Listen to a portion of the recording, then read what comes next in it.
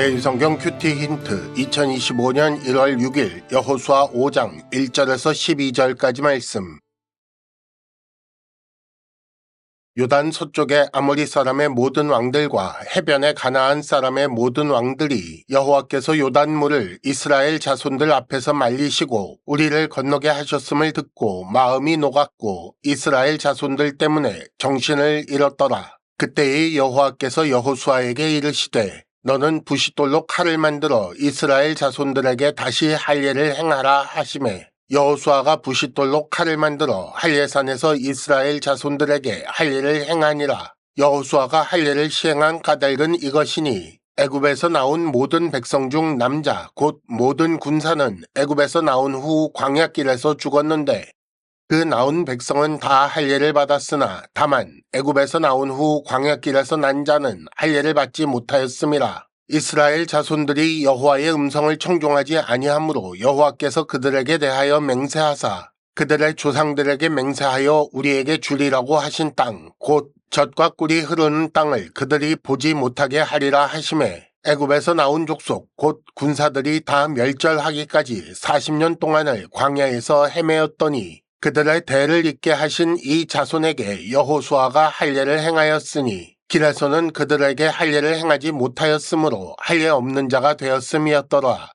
또 그 모든 백성에게 할례 행하기를 마침에 백성이 진중 각 처소에 머물며 낫기를 기다릴 때에 여호와께서 여호수아에게 이르시되 내가 오늘 애굽의 수치를 너희에게서 떠나가게 하였다 하셨으므로 그곳 이름을 오늘까지 길갈이라 하느니라. 또 이스라엘 자손들이 길갈에 진쳤고 그달 14일 저녁에는 여리고 평지에서 유월절을 지켰으며 유월절 이튿날에 그 땅의 소산물을 먹되 그날에 무교병과 볶은 곡식을 먹었더라. 또 그 땅의 소산물을 먹은 다음 날에 만나가 그쳤으니 이스라엘 사람들이 다시는 만나를 얻지 못하였고 그 해에 가나안 땅의 소출을 먹었더라.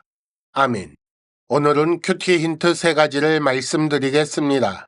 첫째, 적지에 들어서자마자 할례를 행한 것에 주목하시기를 바랍니다. 둘째, 애굽의 수치를 떠나가게 하는 것이 무엇인지 생각해 봅시다.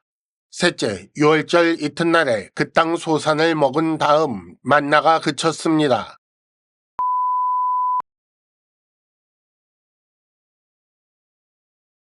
큐티 힌트 첫 번째, 적지에 들어서자마자 할례를 행한 것에 주목하시기를 바랍니다. 오늘 말씀 2절에 보면 여호와께서 여호수아에게 이스라엘 자손들에게 할례를 행하라고 명령하시는 것이 나옵니다. 할례를 행하면 상처가 아물기까지 상당 시간 고통을 겪어야 합니다. 이것이 어느 정도 고통인가? 예를 들어 창세기 34장에 보면 야곱의 딸 디나를 욕보인 세겜과 그 성읍 모든 남자가 할례를 한 후에 야곱의 2 아들에게 몰살당하는 장면이 나옵니다. 겨우 2 사람에게 한 성읍의 모든 남자가 다 죽을 때까지 맞서지 못했다는 것을 알 수 있습니다. 그런데 이스라엘 자손에게 할례를 행하라고 명하신 지금 이스라엘 뒤에는 요단강이 있고 앞에는 가나안의 모든 도시국가들이 있습니다.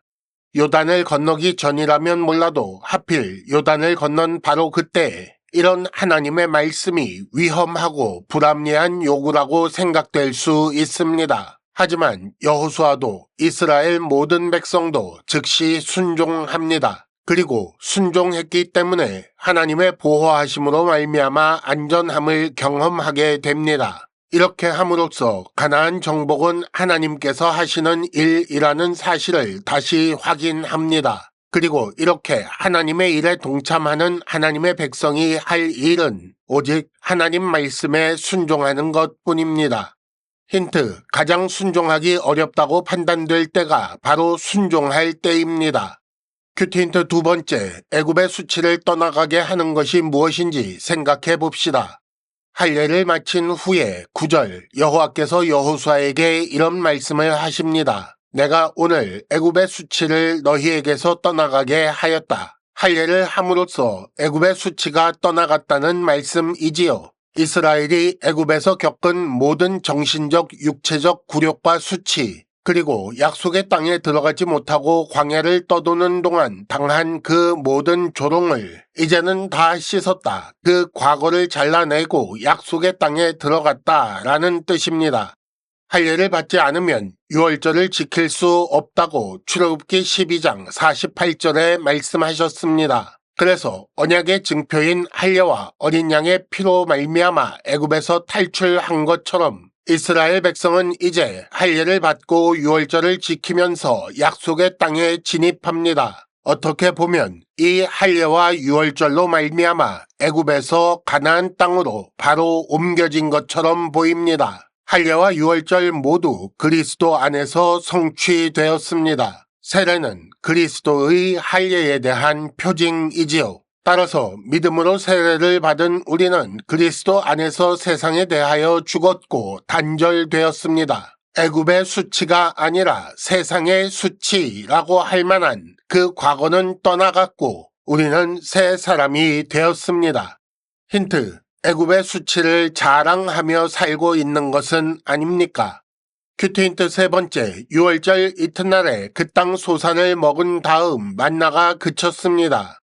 11절과 12절에 보면 유월절 이튿날 그 땅 소산물을 먹자 그 다음날 만나가 그쳤다고 나옵니다. 이스라엘은 지난 40년 동안 광야에서 만나를 먹었습니다. 여호수아와 갈렙을 제외한 모든 이스라엘 백성은 평생 만나를 먹었던 사람들입니다. 그런데 이제 약속의 땅에서 소산물을 먹었고 만나가 그쳤습니다. 이렇게 해서 광야 생활이 끝나고 약속의 땅에서 새로운 삶이 시작된 것입니다.